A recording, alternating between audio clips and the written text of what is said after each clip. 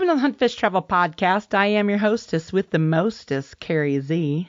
Before we get into this week's episode, I'd love to remind you that the all-new SpyPoint Flex G36 is available. The new camera takes amazing 36 megapixel photos, optimized connectivity, and improved battery life over the original Flex. So I can't wait to get my hands on one of these bad boys and set it up and see what kind of video and photos I can take. As always, this episode is brought to you by Montana Decoy. I was out turkey hunting over the weekend. Well, I wasn't turkey hunting because I didn't have a tag, because I do a tag for the week I'm in Greece, because that's super fun and helpful.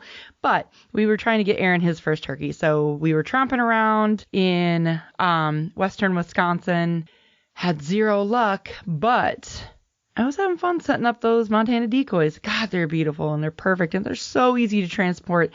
You just squish them together and put them in your pack. So if you are looking for some high quality turkey decoys, man, check out Montana Decoy because they are awesome. And of course, this episode is brought to you by Costa Sunglasses. They are the only sunglasses that I wear. They're such a big friend of the show, and they're just really they're doing great things. Some of their initiatives are just incredible. And I can't wait to interview some of the folks about tarpon initiative and just even tarpon fishing. Oh, I can't wait for this summer.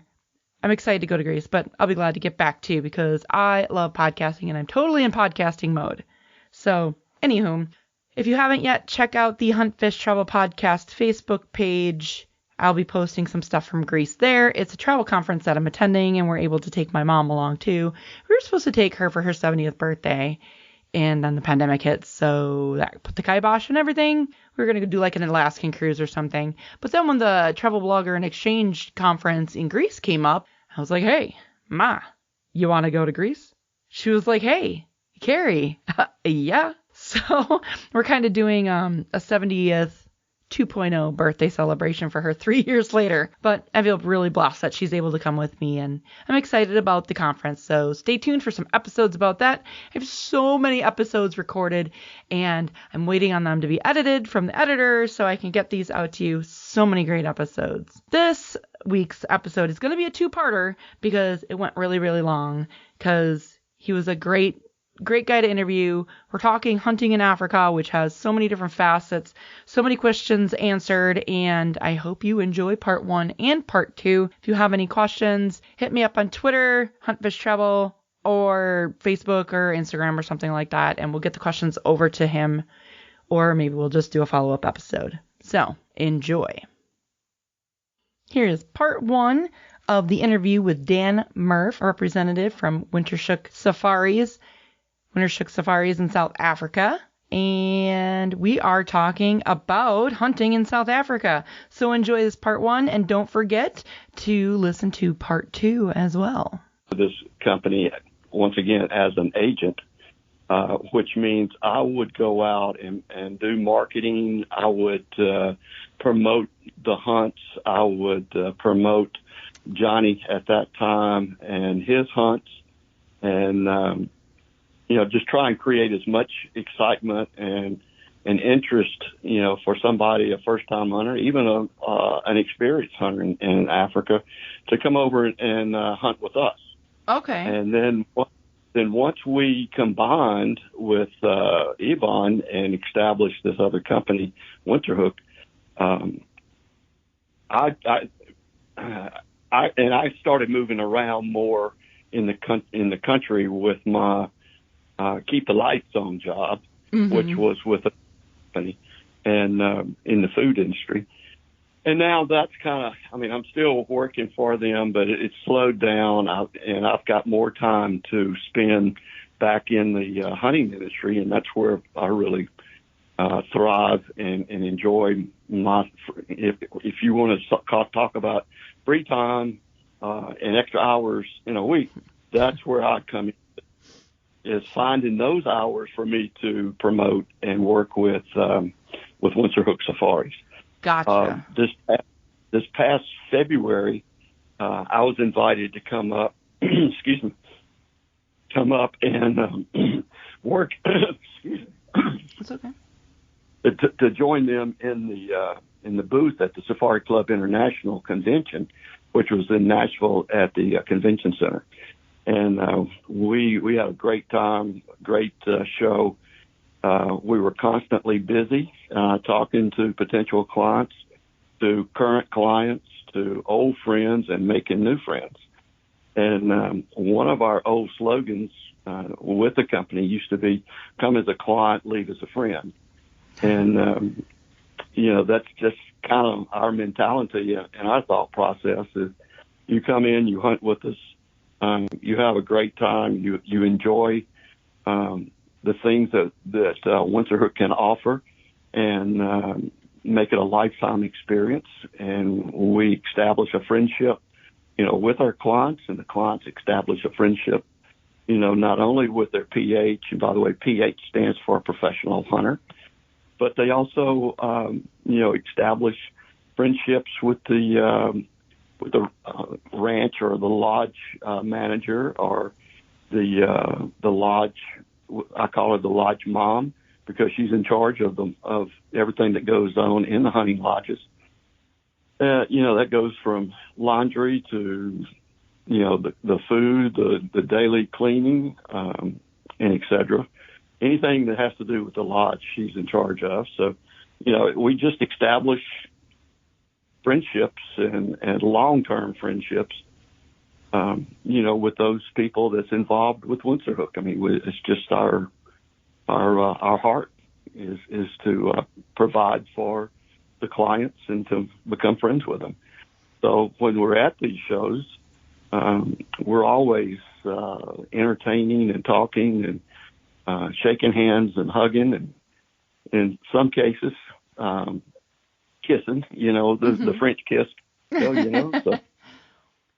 and just reigniting our friendships again. And that group just seems to get larger and larger every year. So I guess that's a long explanation of what I do. All right. Okay. So okay. Full disclosure. That's my thought. No, but full disclosure, I've never really been interested in hunting Africa. And it's because, so Aaron and I, my boyfriend and I, were just having this conversation the other day, because I was like, we should go to Africa and do the podcast. He's like, no, it's so dangerous there, we'll end up dead. And I'm like, it's probably safer than Chicago. What are you talking about? So yes, it is. Downtown Chicago, sure. You can go. I live 20 minutes from Milwaukee. You can go down to Fifth and Ring and probably get shot, going to Speed Queen. So I mean, it's.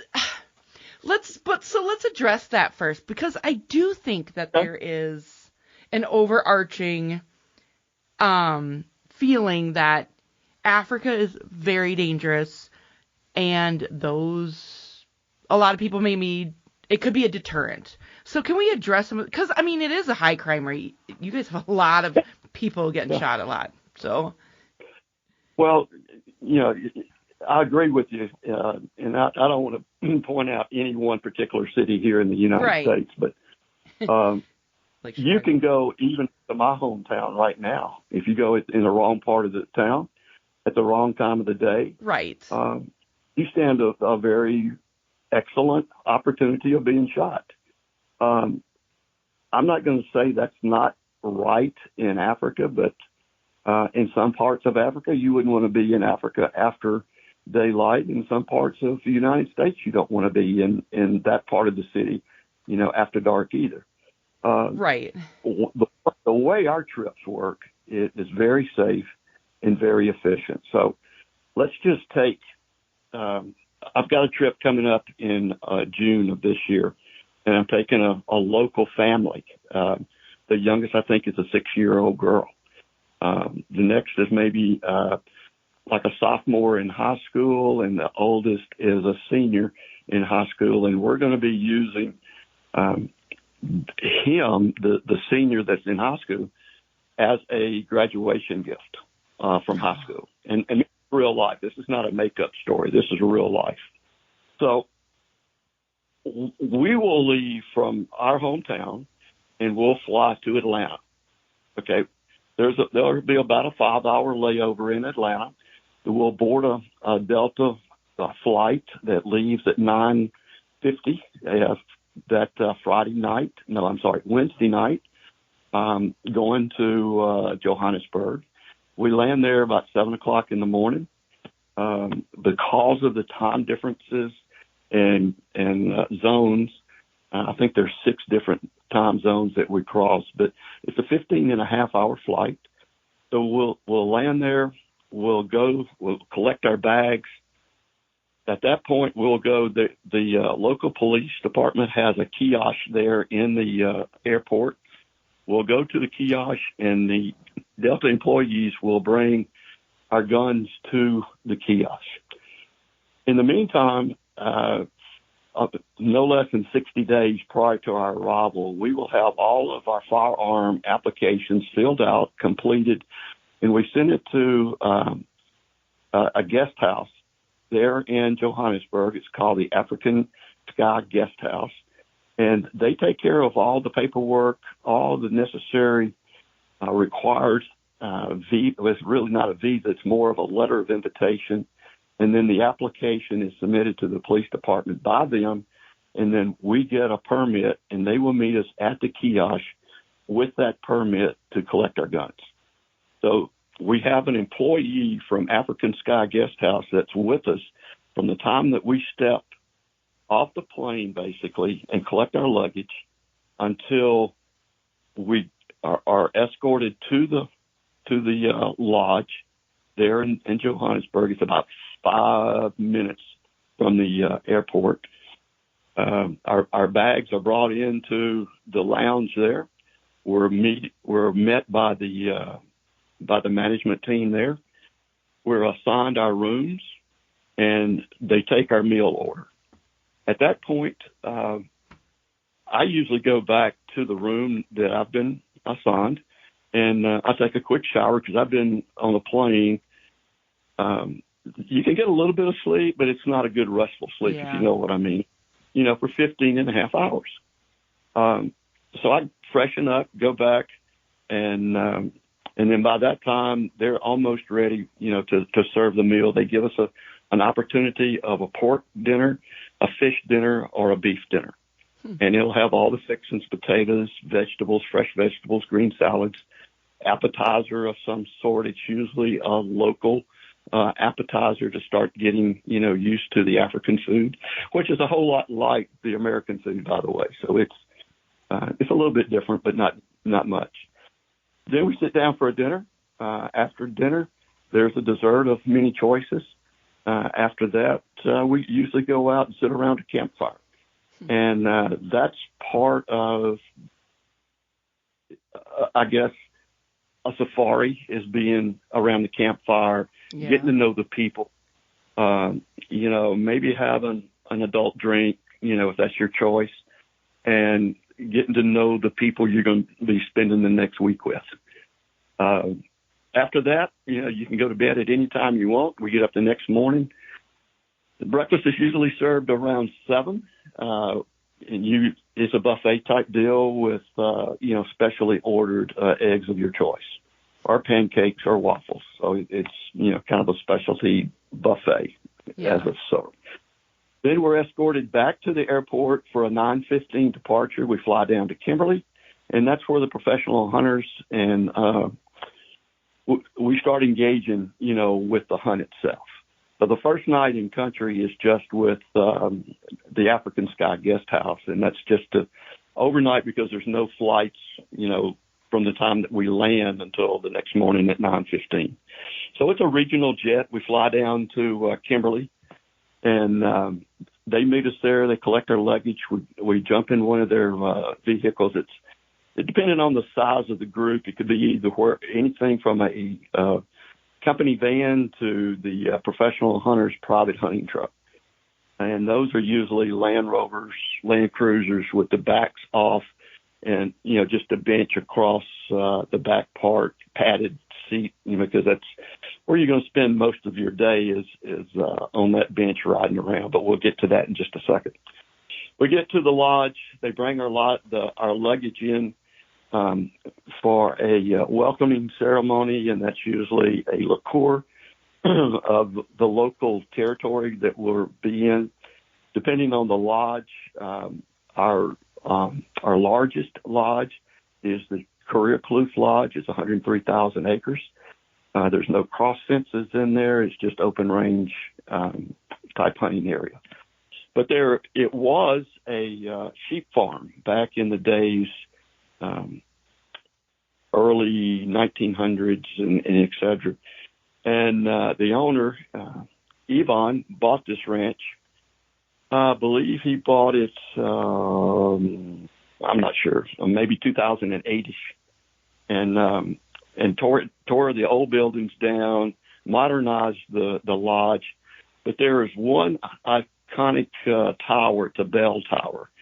And the tradition is to take a glass of liqueur out to the bell, and everybody in the party rings the bell one time. And that's just to welcome the animals and let them know that we're here.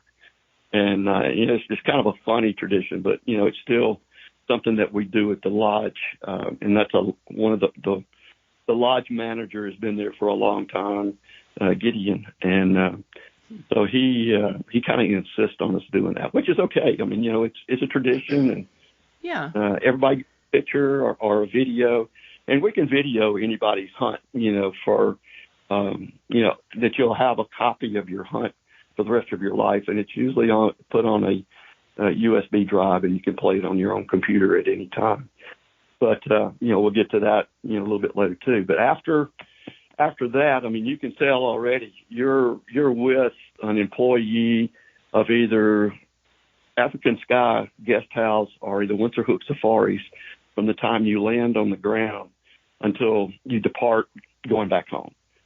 So that's kind of what I'm trying to picture for somebody to realize, is that you're perfectly safe, and there are people as young as 6-year-old females going over, and 15-year-old and 18-year-old children going over. And I'm not going to call an 18-year-old a child, because he's almost a young man, a young adult at that point. But there are also people taking their wives that don't even hunt. They're just going to see the countryside and enjoy the beauty of South Africa and the sunsets. Yeah.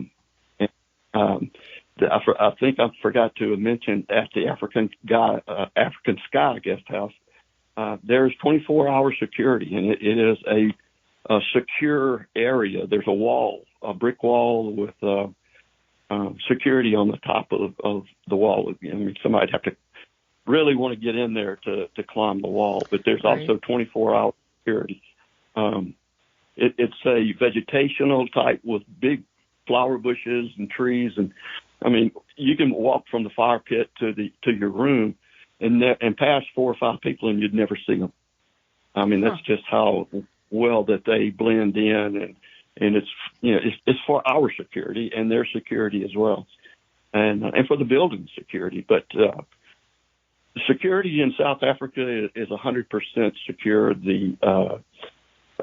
We're in the bush. We're not downtown in Johannesburg walking around, with our head in the sky looking at the buildings, or, I got our face poked up against a window, window shopping, or something like that. We are with people that do have firearms, and the professional hunter, he takes an oath when he gets his license. His number one job is to protect his clients, right? And they do a very good job of that. Plus, the hunters have guns as well. So I keep reminding that. People ask me, well, how secure is it? And I said, well, let me put it another way. If you were sitting in your deer stand at your deer camp with your rifle, how secure would you feel there? Yeah. Most people would say, well, I feel very secure. Well, that's the way you're going to feel when you're hunting with us, and pretty much anybody in South Africa. You're going to be protected, and you're going to be secure, because everybody there's got guns. Yeah. And they're big guns. And, so, well, Yeah, and a lot of times I do mention whenever anybody says, "Oh, it's not safe there," I'm like, it is in their best interest that you go home and do not go home and say, "Gosh, I went there and got shot." I mean, you're gonna, it's like in your best interest. Like, you wouldn't have much of a business if all your clients got in big trouble. They're not gonna stay in business very much longer. Right. That's for sure. But we do also, through the conservation effort of Dallas Safari Club, the International Safari Club, Houston Safari Club, and all the local chapters in the United States have fundraisers. And, it's also a conservation effort to work and save the animals in South Africa because, of poaching and I'm sure you've heard of the wild meat sagas and stuff like that. Black Mambas, big fan. We're lucky enough to have. I'm not real sure I should be talking about this particular thing, but we have motorized game wardens, I'm going to call them, on our ranch that protect not only the game, but they also protect the professional hunters, the workers, there that's around the lodge because, we house those workers, at the property. We also house the game ranchers that's working on the ranch protecting the wildlife as well. So, gotcha. I can tell you all kinds of stories about being on a stalk and down the road, here comes a Jeep or a motorcycle or somebody just walking quietly to see who we are, checking on us to ensure that we're not, we haven't climbed the fence and poaching the game. So there's always somebody watching your back. Gotcha. Okay, so that would be like the first, I guess, roadblock to getting somebody to go hunt in South Africa. Mm-hmm. The second one, and this is really the one that gets me, and this is truly the reason I have never really been interested in hunting Africa, is because of the cost to get your trophies home. It's not even like the base cost for the trip, because you can spend $5,000 on an elk hunt in Colorado very easily, plus. So, but I've heard horror stories of, the trophies not coming home properly, or you get the whole like held for ransom thing, or just the actual out and out cost. And I want to follow up with that by asking you, in a previous message, you had pitched like a package price, and it had five animals, and quite just in frank honesty, I'm not even interested in 2 of them. So if I wanted to swap out one of the animals, like I genuinely am not interested in hunting warthog or blue wildebeest, honest to God. But I am interested in hunting kudu. I love like the whole antelope species and that line. So if I wanted to do that, A, is that possible? And then B, can you talk a little bit about how someone like me would even get a trophy home to Wisconsin and not spend $40,000? Sure, absolutely. I'm not going to quote exact prices. No, and that's fine. Okay. Yeah, that's fine. But to answer your question is yes, and yes. First of all, we do offer packages, and no, we do not swap animals out on a package hunt. Okay. And the reason that we don't do that is because the package hunts are so much discounted and at such low pricing. They're actually designed for first-time hunters, which is in the package, and we only offer 2 packages. Okay. One is for 5 animals and one for 6 animals. But what we do is in each package, first of all, you can hunt 2-on-1 or 1-on-1. And 2-on-1 means there are 2 hunters or 1 professional hunter and 1 truck. Okay? That's the least expensive way to hunt is 2-on-1. And because we discount the animals, we discount the daily rates. And the expenses of a safari, one is the daily rate, and that's what it costs, like going to a hotel here in the States and staying in a town. It's your hotel, it's your accommodations, it's your food, it's your transportation, it's the service of your professional hunter, it's the service of the skinners, the trackers, it's the use of fuel that the PH burns in his vehicle to get you around throughout the hunt. The pre-preps of the taxidermy, like the skinning, the salting of the hides to get the moisture out of them so we can send them to taxidermy, which we also provide taxidermy work there on site in East Africa. And then they're shipped back to you. They're ready to go on the wall. So, that's another part of the presentation as well. But back to your question. And then, so if you're not interested in doing a package and shooting everything in the package, we have what we call a customized hunt. And that's where you pay a daily rate, and that rate can vary from one price to another, and it really depends on the lodge. Okay, some lodges are a little bit nicer, some are a little bit larger. Some, they run from 40, 50,000 acres to maybe 100 to 125, 130,000 acres. So, of course, the more land, sometimes. It takes more people, to operate a hunt, on a property that size. Sure. But on the other hand, you can also add more trucks or more hunters at the same time at the same lodge, because that lodge will hold maybe 17, 18, 20 people, where the smaller lodges may only have 4 rooms for guests. So, that all depends on, where you want to hunt, what you want to hunt. We have over 35 different species. At every location, we have 4 lodges, and we have 35 species at each lodge that a hunter can possibly hunt. And of those 35, we have 2 of the big 5, and that being Cape buffalo and rhino. And it's the white rhino, it's not the black. You can't hunt black rhino. So right. Anyway, so that would be the way that a person like yourself that only wants to shoot specific game or specific species, then I would recommend a customized hunt so that you can actually pick what you want to shoot versus the package, which is most of the animals that you mentioned, would be in that package, but there's 1 or 2 that it wouldn't be.